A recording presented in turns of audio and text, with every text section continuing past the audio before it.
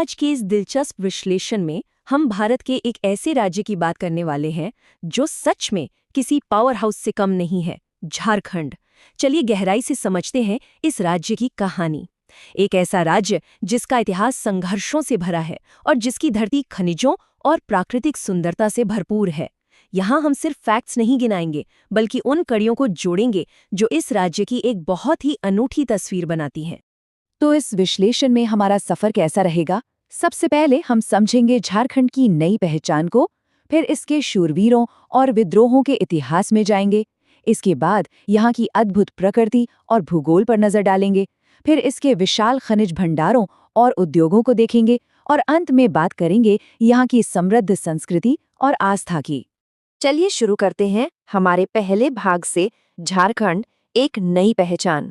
तारीख थी 15 नवंबर साल 2000, जब ये राज्य आधिकारिक तौर पर बिहार से अलग होकर एक नई पहचान के साथ सामने आया। वैसे एक दिलचस्प बात बताऊं, गठन से पहले इस पूरे क्षेत्र को वनांचल कहा जाता था। वनांचल मतलब वनों का आंचल, और सच कहूं तो ये नाम इसकी प्राकृतिक सुंदरता पर बिल्कुल सटीक बैठता है। अब जरा इसके प्रशासनिक ढांचे को देखें। राजधानी और उच्च न्यायालय दोनों रांची में ही हैं। कुल 24 जिलों वाले इस नए राज्य की कमान सबसे पहले संभाली थी तत्कालीन मुख्यमंत्री बाबूलाल मरांडी जी ने।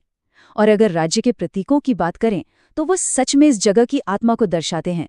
राजसी हाथी, सुरीली कोयल, बेहद मजबूत साल का पेड़ और खूबसूरत पलाश का फूल, क्या शानदार कॉम्बिनेशन है।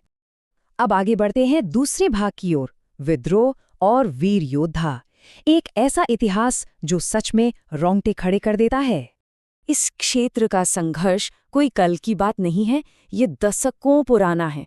1831 का शुरुआती कोल विद्रोह हो या फिर 1855 में सिद्धू और कान्हू के नेतृत्व में हुआ संथाल विद्रोह, इन्होंने एक बहुत मजबूत नींव रखी थी। और यहाँ सबसे हैरान करने वाली बात देखिए, 15 नवंबर 1875 को बिरसा मुंडा जी का जन्म हुआ था और ठीक 125 साल बाद उसी तारीख यानी 15 नवंबर को इस नए राज्य का गठन हुआ। ये महज एक इत्तेफाक नहीं, बल्कि उन्हें दी गई एक सच्ची श्रद्धांजलि थी। और जब हम बिरसा मुंडा जी की बात करते हैं तो उल गुलान का जिक्र आना तो तय है। उल गुलान यानी महान हलचल या एक महाविद्रोह। मुंडा जनजाति से आने वाले बिरसा मुंडा जी ने इसका नेतृत्व किया था। उन्हें सम्मान से धरती आबा कहा जाता है, यानी पृथ्वी के पिता। रांची जेल में उनका दुखद निधन जरूर हुआ, लेकिन उनकी ये क्रांति आज भी लोगों के दिलों में धड़कती है। इसी वीर गाथा में एक और बहुत ही शक्तिशाली अध्याय है ताना भगत आंदोलन। वीर जतरा भगत के नेतृत्व में शुरू हुआ ये आंदोलन साफ तौर पर दिखाता है कि आज़ादी और अपने अधिकारों की लड़ाई इस क्षेत्र के कोने कोने में और अलग अलग समुदायों में किस कदर फैली हुई थी। खैर, इतिहास के इन पन्नों से निकलकर अब चलते हैं भाग 3 की तरफ, प्रकृति और भूगोल। यहाँ की विविधता सच में लाजवाब है। भौगोलिक विविधता का एक बेहतरीन उदाहरण देखिए। एक तरफ है पश्चिम सिंहभूम, जो क्षेत्रफल के हिसाब से राज्य का सबसे बड़ा जिला है और यहाँ सबसे ज्यादा जंगल भी पाए जाते हैं। और इसके बिल्कुल विपरीत है रामगढ़, जो राज्य का सबसे छोटा जिला है ना कमाल का कॉन्ट्रास्ट। और यहाँ के प्राकृतिक चमत्कार तो देखिए। दामोदर यहाँ की सबसे प्रमुख नदी है, वहीं स्वर्ण रेखा नदी पर स्थित हुंड्रू जलप्रपात को देखकर कोई भी मंत्रमुग्ध हो जाए। ऊंचाई की बात करें तो गिरिडीह जिले की पारसनाथ चोटी राज्य में सबसे ऊंची है, और नेतरहाट की तो बात ही अलग है। अपनी बेजोड़ प्राकृतिक छटा के कारण इसे छोटा नागपुर की रानी का खिताब मिला हुआ है।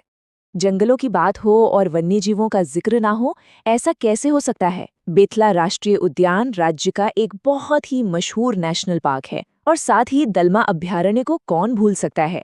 ये जगह अपने विशाल और शानदार हाथियों के लिए जानी जाती है, जो इस पूरे इकोसिस्टम का एक बेहद जरूरी हिस्सा है। अब रुक करते हैं चौथे भाग का, खनिज भंडार और उद्योग। वो हिस्सा जो झारखंड को असल मायनों में पूरे देश का पावर हाउस बनाता है। सच कहूं तो इन औद्योगिक शहरों की लिस्ट किसी भी देश के लिए खजाने से कम नहीं है। धनबाद की अपार खदानों की वजह से उसे कोयला नगरी कहा जाता है। जमशेदपुर, जो राज्य का सबसे बड़ा शहर है, वो ऐतिहासिक टाटा स्टील का घर है। बोकारो इस्पात उद्योग का एक बहुत बड़ा केंद्र है। और जादूघोड़ा, यहाँ से पूरे देश के लिए बेहद अहम यूरेनियम निकलता है। मतलब ये सिर्फ राज्य नहीं बल्कि पूरे भारत के लिए एक बहुत बड़ी ताकत है। अब सोचने वाली बात यह है कि इतने विशाल इस्पात उद्योग यानी स्टील इंडस्ट्री को कच्चा माल कहाँ से मिलता है। इसका सीधा जवाब है सिंहभूम क्षेत्र। यहाँ लौह अयस्क यानी आयरन ओर के विशाल भंडार मौजूद हैं जो इस पूरे औद्योगिक ढांचे की रीढ़ की हड्डी के रूप में काम करते हैं। जाहिर है इतने बड़े उद्योगों को सुचारू रूप से चलाने के लिए बुनियादी ढांचा भी उसी स्तर का चाहिए।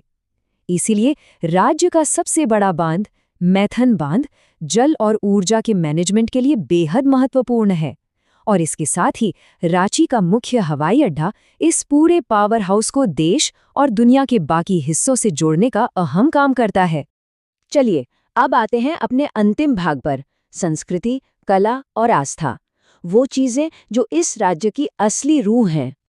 अगर हमें किसी जगह को सच में समझना है तो वहाँ के लोगों के दैनिक जीवन को समझना होगा। इस क्षेत्र की एक बहुत बड़ी पहचान संथाल जनजाति है। बोलचाल के लिए मुख्य रूप से हिंदी भाषा का उपयोग होता है। खेतों में लहलहाती धान यहाँ की प्रमुख फसल है और जब जश्न की बात आती है तो सरहूल से बड़ा कोई त्योहार नहीं। ये पूरी तरह से प्रकृति की पूजा और सम्मान का एक बहुत ही खूबसूरत प्रतीक है। और कला के बिना कोई भी संस्कृति कहाँ पूरी होती है। छऊ नृत्य यहाँ का एक बेहद ऊर्जावान और विश्व प्रसिद्ध लोक नृत्य है, खासकर सरायकेला क्षेत्र का छऊ नृत्य। इसमें शामिल मार्शल आर्ट्स के मूव्स और इतनी जीवंत वेशभूषा होती है कि ये आज अंतर्राष्ट्रीय स्तर पर अपनी एक अलग पहचान बना चुका है। आध्यात्मिक जड़ों की बात करें तो देवघर का वैद्यनाथ धाम यहाँ का एक अत्यंत महत्वपूर्ण तीर्थ स्थल है। हर साल यहाँ विशाल श्रावणी मेला लगता है। लाखों की संख्या में श्रद्धालु एक साथ आते हैं।